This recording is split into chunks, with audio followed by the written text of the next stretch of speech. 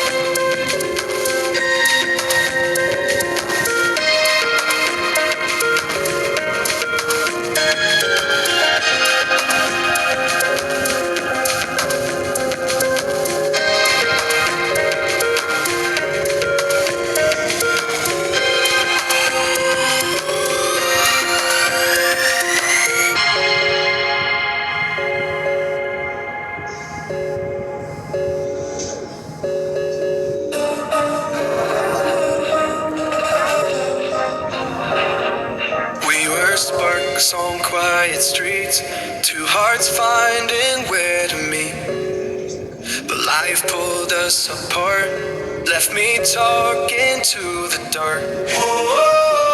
If I called you tonight, would it feel the same? Or have we both moved on to different names? Take me back to the start, before the quiet and the scars. When the world felt small and your hands felt warm. Take me back to the start, if only for a moment. I've been up since 3, scrolling back where we used to be. Half screws in this late night chat, both of us knowing what it like that. Funny how we talk like we're fine, but your name still lives in my rhyme. Take me back to the start, before the quiet and the scars. Take me back to the start, before the quiet and the scars. When the world felt small and your hands felt warm. Take me back to the start, if only for a moment.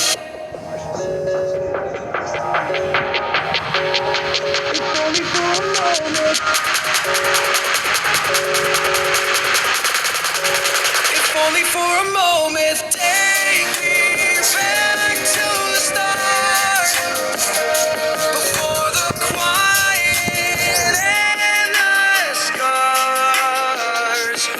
When the world felt small and your hands felt warm. Take me back to the start, if only for a moment.